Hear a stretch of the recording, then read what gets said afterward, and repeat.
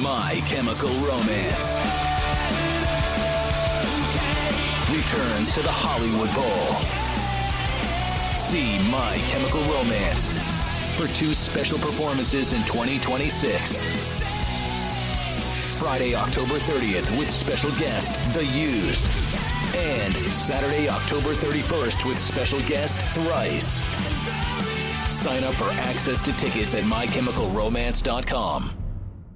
Hey, it's Maya and Sim from the Girls That Invest podcast. If you are an IT or security pro, you know managing devices, identities, and applications can feel overwhelming and honestly risky. That's where Trellica by 1Password comes in. It helps conquer SaaS sprawl and shadow IT by discovering every app your team uses, managed or not. With pre-built app profiles, you can assess risk, manage access, and even optimize your software spend. Plus, it simplifies onboarding, offboarding, and compliance, all while cutting costs by eliminating unused licenses. Take the first step to better security for your team. Learn more at onepassword.com/special offer. AI agents are everywhere, automating tasks and making decisions at machine speed. But agents make mistakes. Just one rogue agent can do big damage before you even notice. Rubrik Agent Cloud is the only platform that helps you monitor agents, set guardrails, and rewind mistakes, so you can unleash agents, not risk. Accelerate your AI transformation at Rubrik.com. That's RUBRIK.com.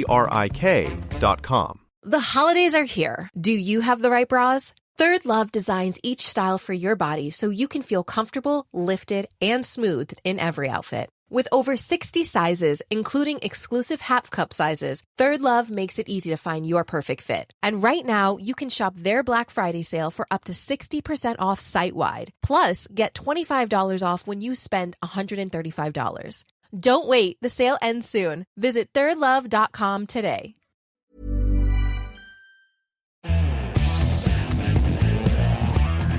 This is the Daily Tech News for Wednesday, November 19th, 2025. We tell you what you need to know, we give you important context, and we try our darndest to help each other understand. Today, thieves don't want your Samsung phone, and the EU publishes the details on its changes to GDPR. One you need to know, one you want to know. I'm Tom Merritt. And I'm Sarah Lane. Let's start with what you need to know with the big story. So a lot of people have been having opinions about this before it came out, but I thought it was good to wait to talk about it until it's actually published. That is the changes to GDPR that are being proposed by the European Commission. It published its digital omnibus with proposed changes not only to the 2018 GDPR General Data Protection Regulation, but also to the AI Act of 2024. So, for those who don't know, currently GDPR requires that you need a specific lawful reason if you want to process personal data. When you process it, that data has to be encrypted. The user has a right to get a copy of it, and the user can ask you to delete their personal data. And the big one, consent to process any personal data must be freely given, specific, informed, and unambiguous. That's why you have so many cookie pop-ups that are very complicated. Well, they want to change that. They want to make it easier to share anonymized and pseudonymized data sets. That's where you change the names. You don't just remove the names. That would allow processing of special categories of personal data for ensuring bias detection and correction subject to appropriate safeguards. So that's where you're going to see a lot of the arguments about what does that actually mean? Is this, we shouldn't reduce protections at all, et cetera, et cetera. They also want to remove pop-ups for non-risk cookies, like counting site visitors, or, the one that logs you in, that keeps you logged in, so you don't have to log in every time you load that web page.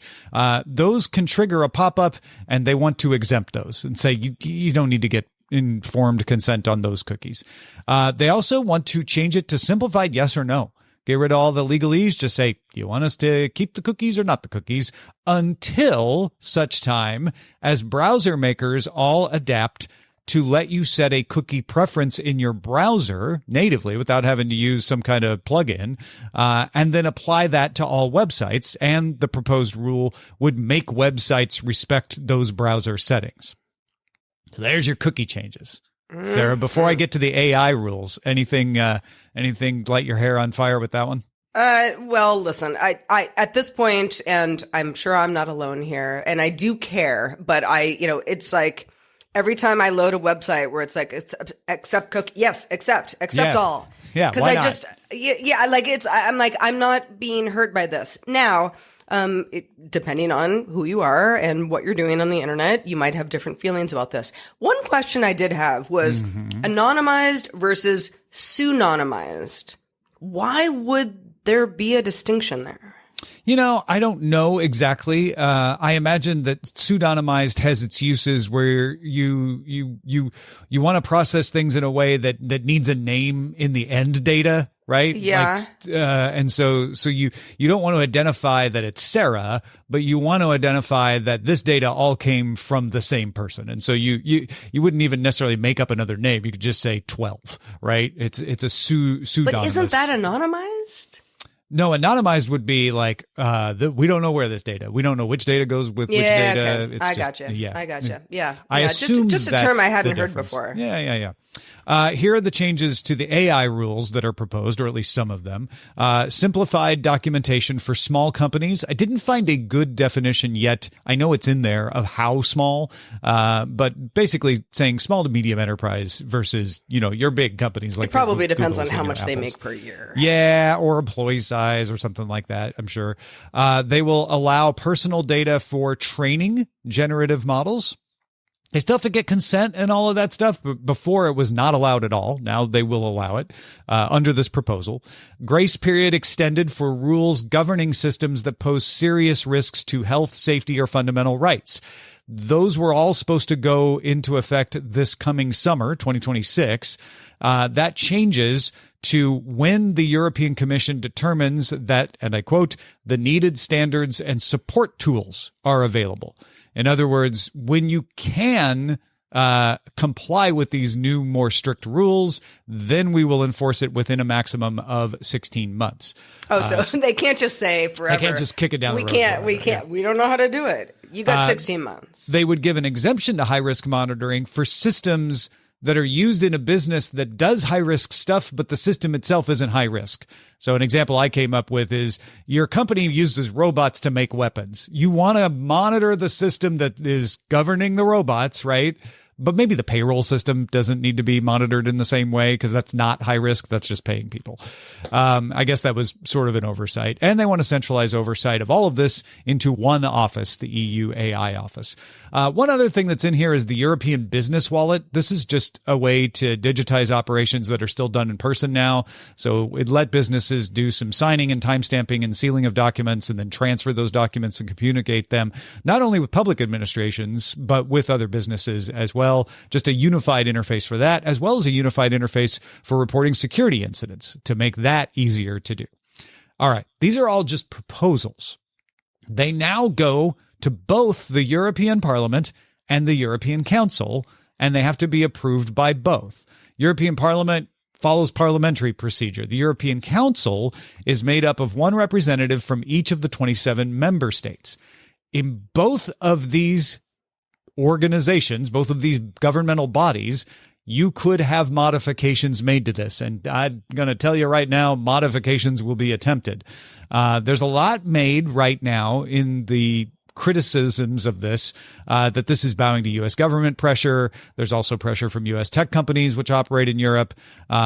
Europe often has got delayed rollouts of AI features because the companies say they're trying to comply with all these regulations. And the proposal is meant to kind of reduce the red tape. It's not just from outside Europe, though. Former Italian Prime Minister and former European Central Bank President Mario Draghi has pushed for these changes. Multiple countries, however, are already objecting to the changes. They were objecting before they were even published. And you definitely will see civil groups like Max Schrems and the NOIB, None of Your Business, European Center for Digital Rights, scrutinizing this and bringing lawsuits. They've been very successful in bringing lawsuits to protect personal rights in the EU. So the short version is this is not going to be settled anytime soon. You can understand all these proposals, but don't worry about the things changing, or don't hope for the things changing, depending on where you sit. Yeah, I mean, when you were going through the proposed changes, many of these changes, I was like, yeah, that makes more sense. Yeah, that makes more sense. I mean, not that the law as it currently stands is bad necessarily. I think it was made in good faith, but it is complicated, overly complicated. And so to streamline some stuff and, like you said, eliminate some red tape where it can be eliminated, makes perfect sense to me. This also feels like something that is we're going to be talking about this for years. Yeah. Allowing personal data to be used for training is going to be the hottest of the hot button issues here. Mm-hmm. And I feel like in order to get that one in there, they offered the cookie simplification. Those will probably be popular, not just because it makes it easier, but also because a lot of companies say yes or manage preferences. And manage preferences sounds complicated. I ain't got time for that. I'm just going to say yes, right? Because that's easier. So making it yes or no suddenly is like, oh, well, no, I don't want you to do that. And I think a lot of privacy advocates support that. They certainly support browser level settings that you can just set once and have applied everywhere to make it easier on everybody. Websites aren't going to like that as much because they won't be able to collect as much personal data. I expect people will try to leave those in and strip out a lot of the AI stuff. Yeah.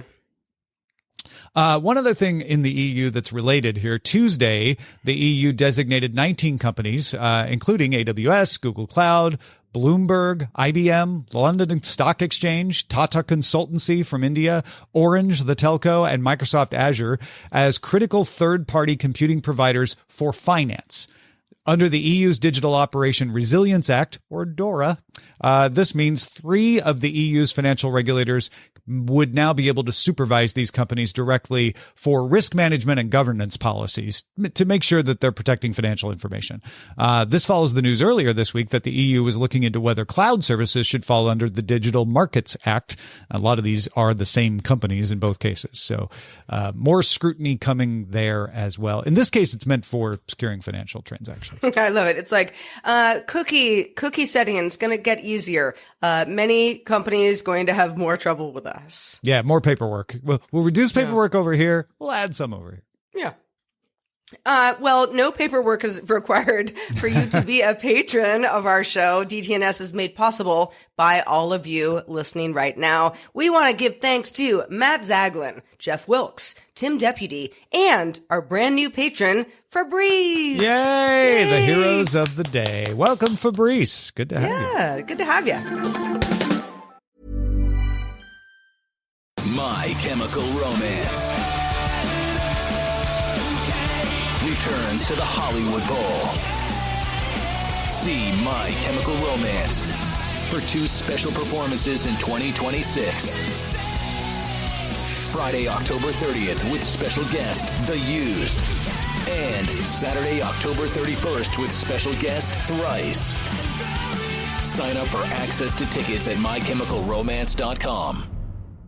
Hi, I'm Dorina, co-founder of Quo. You might know us as OpenPhone.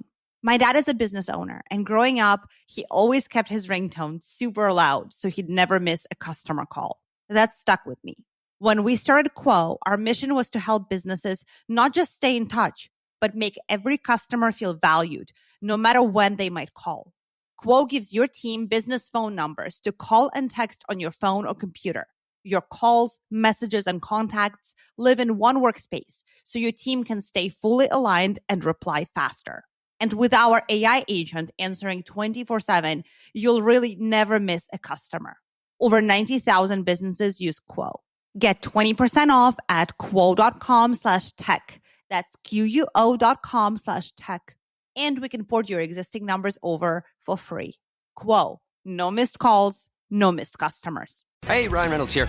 Wishing you a very happy half-off holiday because right now Mint Mobile is offering you the gift of 50% off unlimited. To be clear, that's half price, not half the service. And Mint is still premium unlimited wireless for a great price. So that means a half day.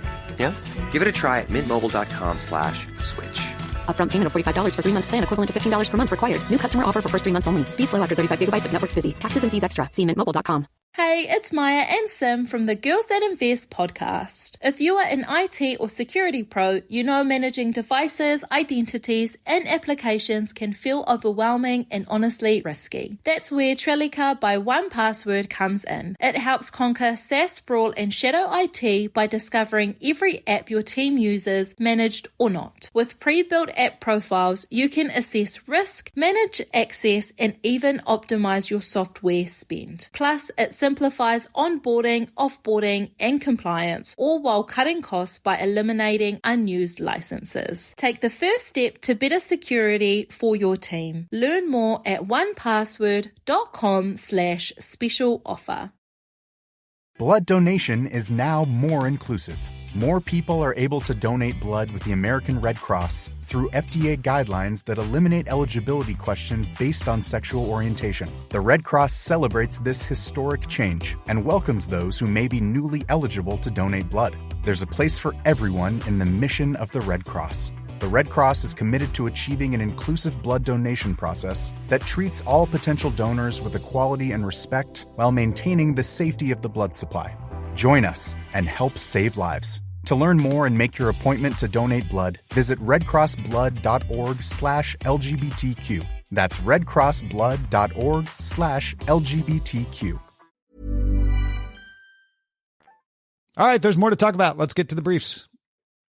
London Centric tells the story of a man named Sam who was robbed of his phone, camera, and knitted hat. Shortly after they were taken by an apparently 8-person group, one of them returned his phone and said, "Don't want no Samsung."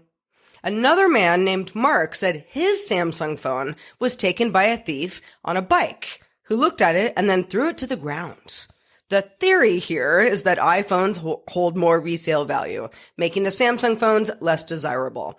Both Samsung and Apple phones have solid anti-theft security, so there's nothing really going on there. Android includes theft detection lock that uses the accelerometer to detect a snatch and grab and then locks the phone.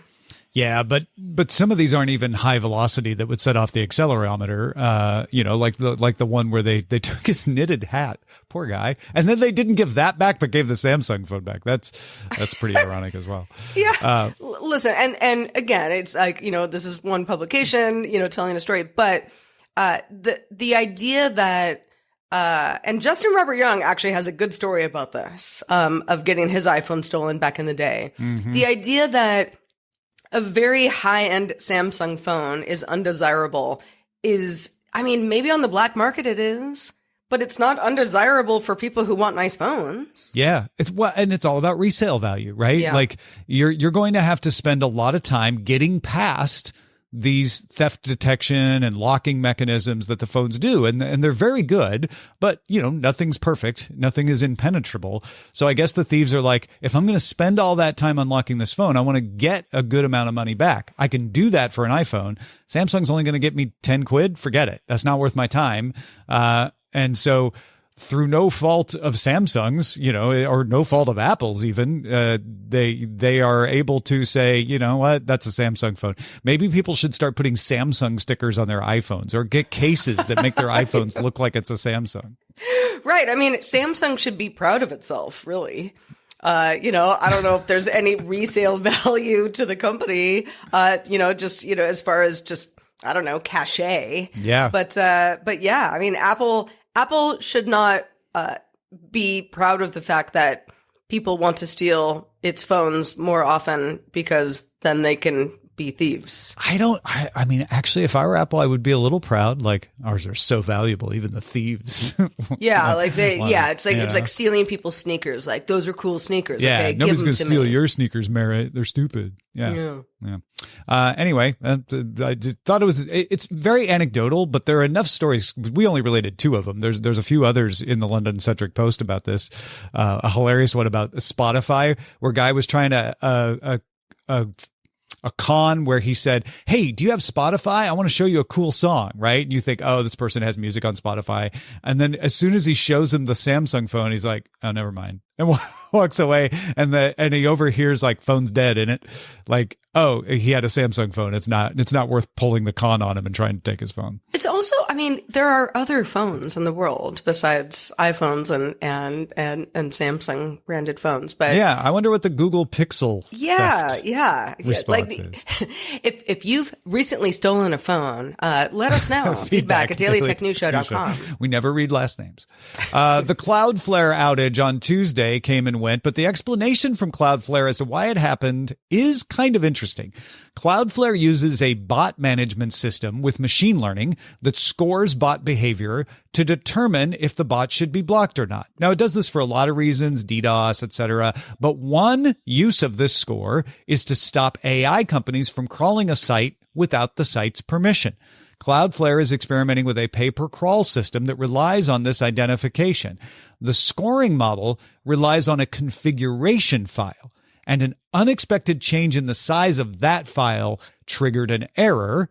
The explanation on Cloudflare's site, if you want to know, is very good about how that size grew. The short version is they wanted to let users access more metadata, and in doing so, they actually doubled the rows in that configuration file accidentally from the bot management system, which made the file larger than the allocated memory. The thing to remember is they had a bug that made the file larger than the memory allowed, and that was like, we can't do that. That's an error.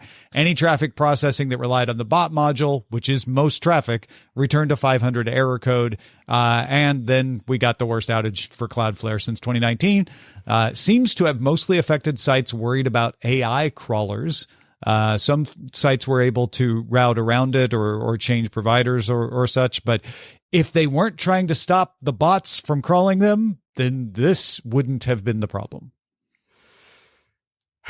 Just goes to show you that in our modern age, there's just that one file. Whoops. Yep. Doubled the columns. Now everybody goes down.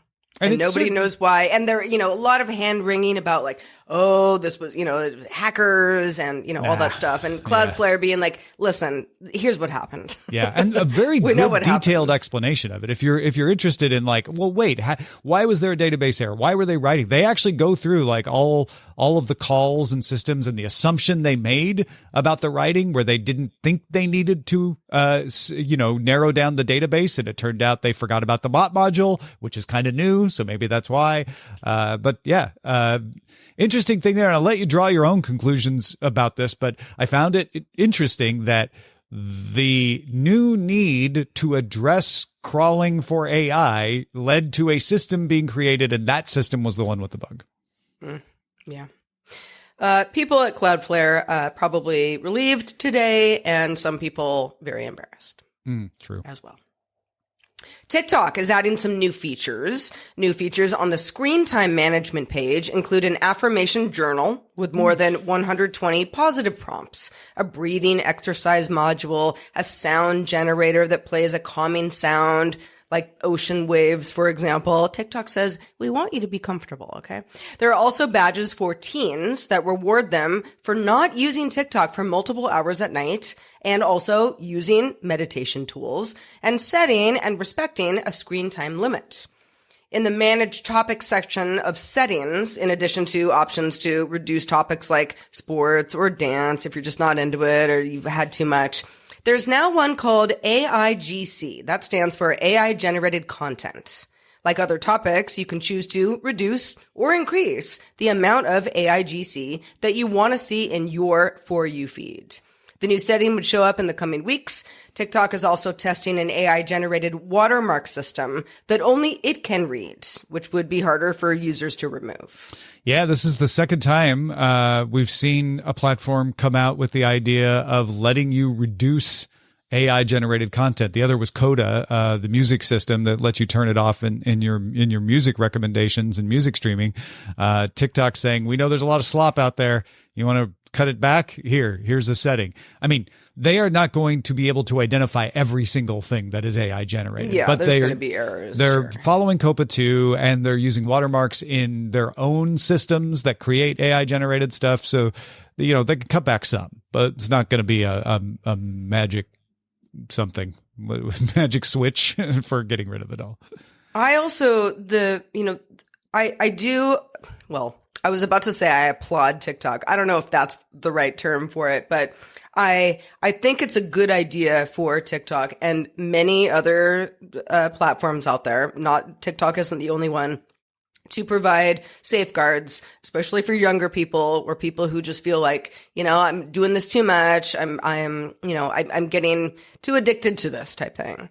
I get that. Mm-hmm. At the same time, it's so weird to me that a company which is built on, endless scrolling and engagement and not turning it off and not putting the phone down or, whatever you're doing, is actually doing this. I know that the company is like, well, we don't really want to do that, but we're going to do it so that people get off our backs about us being a harmful network. Yeah. It's a funny situation to be in. It's in their own self-interest to make it so that people will want to use your platform because you're being responsible about it, right? You get more users that way. They've done the math and they understand that this is worth it. Or it maybe, it keeps governments from coming at them and restricting them even further. That too. And my guess is they also probably lose users who are like, I can't stop using TikTok, so I'm not going to use it at all. If they can use some of these tools to be like, hey, let's help you not overdo it, so at least you stick around. So, I haven't really, played around with any tools that many platforms have to sort of curb engagement. But I will say, TikTok, and I'm not trying to call out TikTok specifically because TikTok has some great content, but it is the one platform where when I get going, I'm like, I can't stop. And so I don't actually use it very often because I already know ahead of time. It's like eating ice cream. I'm like, I can't stop. So I just won't start. And you're probably not alone. Like, that is not an unusual thing. And TikTok knows that. So they're like, well, if we can do something to make Sarah feel safe using it, and she can have just a spoon of ice cream instead of the whole pint. Yeah. Maybe. I'm not saying all this, of you this who will eat do one it, spoon of ice cream, I have nothing in common with you. Yeah. But, send us a video of you eating one spoon of ice cream and just throwing the rest away. Just one. Yeah. And then you're fine. You're like, yum. That's fine. Yeah, eat one potato chip. Meta announced it will comply with Australian law and start blocking users younger than 16 from accessing Instagram, Facebook, and Threads by December 10th. That's the deadline. Users younger than 16 have already started receiving pop-ups and notifications in the apps notifying them that their accounts will be deactivated. And Meta will stop allowing new signups from younger users on December 4th. So I don't know, sign up now while you can. You got till December 4th, then you're going to get kicked out again.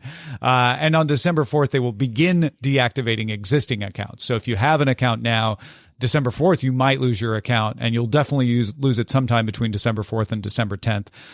However, Meta says it's going to use multiple age verification methods. It's going to request additional information if the age is in doubt. And it said the systems have a significant margin of error, and it expects it will misidentify some users both ways. It'll miss some accounts that are younger than 16. It will block some accounts from people who are older than 16. Users will be able to reaccess their deactivated accounts when they turn 16. So if you have an account now and it gets blocked, you don't lose all your data. It'll all just sit there until you turn 16. And you can also download your data before the deactivation happens, which, that would be... Even if I'm not 15 years old, but if I were, it would be like, let me just, maybe there's a bunch of photos and videos and stuff that's really important to you. Yeah, right. I want to look at in the next 3 years. Sure. Yeah. And deactivation, sure, they say, well, we'll turn it back on when you are of age. Who knows?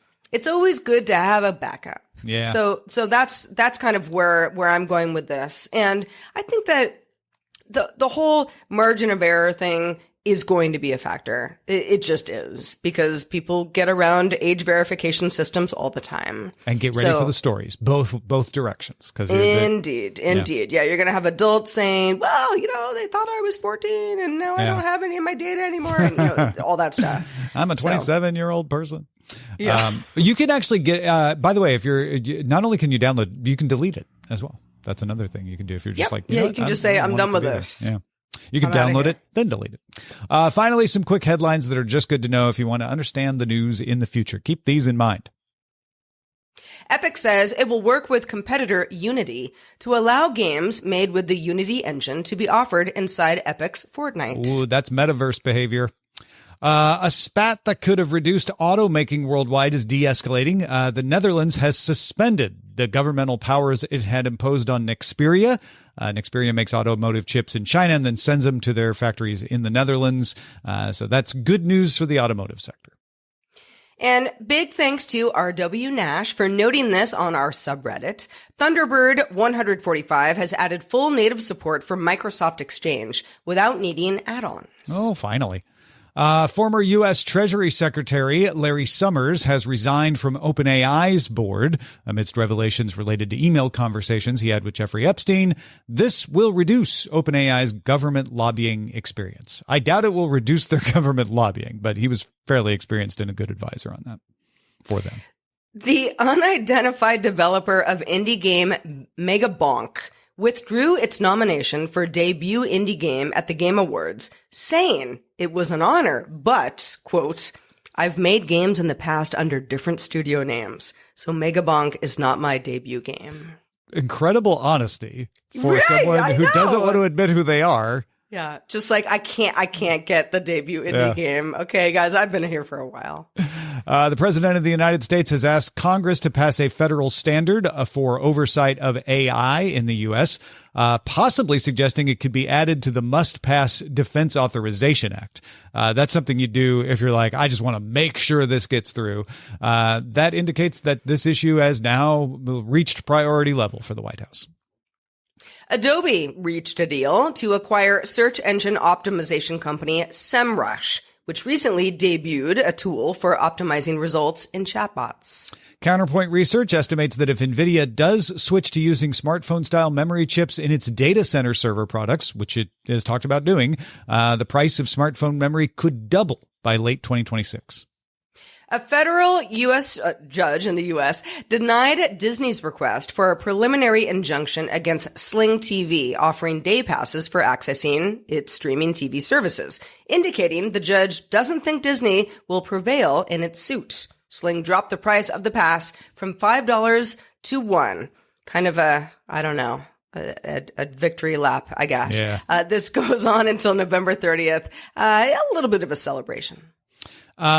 People who are worried about automation, not automotive, people worried about automation will like this story. Kroger is going to close 3 automated fulfillment plants in the U.S. that were using robots to pick and pack grocery delivery orders as part of an effort to make delivery faster and more profitable. The robots were not faster and more profitable than the humans, at least not yet.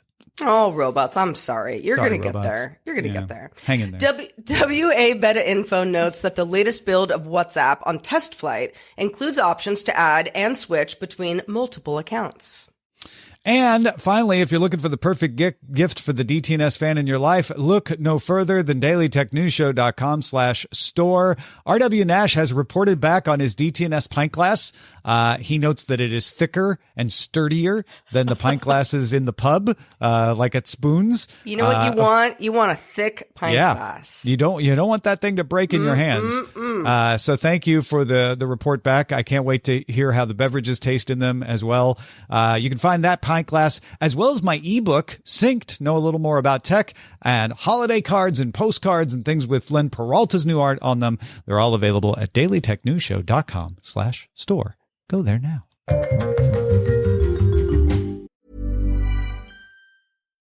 Third down. Did you see the game last night? Of course you did, because you used Instacart to do your grocery restock. Plus, you got snacks for the game, all without missing a single play. And that's on multitasking. So we're not saying that Instacart is a hack for game day, but it might be the ultimate play this football season. Enjoy $0 delivery fees on your first 3 orders. Service fees apply. For 3 orders in 14 days. Excludes restaurants. Instacart. We're here. Blood donation is now more inclusive. More people are able to donate blood with the American Red Cross through FDA guidelines that eliminate eligibility questions based on sexual orientation. The Red Cross celebrates this historic change and welcomes those who may be newly eligible to donate blood. There's a place for everyone in the mission of the Red Cross. The Red Cross is committed to achieving an inclusive blood donation process that treats all potential donors with equality and respect while maintaining the safety of the blood supply. Join us and help save lives. To learn more and make your appointment to donate blood, visit redcrossblood.org/LGBTQ. That's redcrossblood.org/LGBTQ. We like to end every episode of DTNS with some shared perspectives. And today we've got George. And you know what, Tom? George is just happy. Yeah. So yesterday I made the remark to Jason, if you don't like the news, go out and make some of your own. And George was very happy. George wrote, "Greetings from Sweden again. You quoted Scoop Nisker. How cool is that? I loved K-San in the 70s before I moved here. Thanks and take care, George W." Aw. It's one of those things that I threw out, and I'm like, if you know, you know. And it was nice to hear that George was like, oh, I know that reference. I learned that reference when I was living in San Francisco. So, you know, you can't really live in San Francisco. Certainly couldn't. I don't know. Maybe people have forgotten all about Scoop Nisker and K-San, but back when I was there, it was still fairly legendary, kicking around. Indeed. Yeah, thanks, George. And it's always good when we make a little quip here and there. Sometimes we're like, if you know, you know. Mm-hmm. And then there's always that one person who emails and it's like, I know. Yeah. And it's fun. It. Like, oh, yeah. I'm glad you're excited. I'm excited too. Indeed. You might be thinking about something that we talked about on this show. You might have some insight into a story we might talk about on a future show. Either way, share it with us. Feedback@dailytechnewsshow.com. Big thanks to George for contributing to today's show. Thank you for being along for Daily Tech News Show. You keep us in business if you haven't already done it. And big thanks to everyone who has. Go become a patron. Do it right now. Patreon.com/DTNS.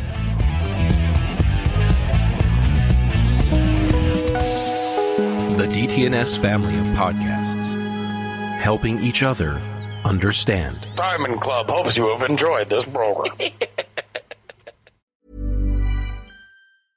My Chemical Romance returns to the Hollywood Bowl. See My Chemical Romance for 2 special performances in 2026. Friday, October 30th with special guest, The Used. And Saturday, October 31st with special guest, Thrice. Sign up for access to tickets at mychemicalromance.com. AI agents are everywhere, automating tasks and making decisions at machine speed. But agents make mistakes. Just one rogue agent can do big damage before you even notice. Rubrik Agent Cloud is the only platform that helps you monitor agents, set guardrails, and rewind mistakes, so you can unleash agents, not risk. Accelerate your AI transformation at Rubrik.com. That's RUBRIK.com.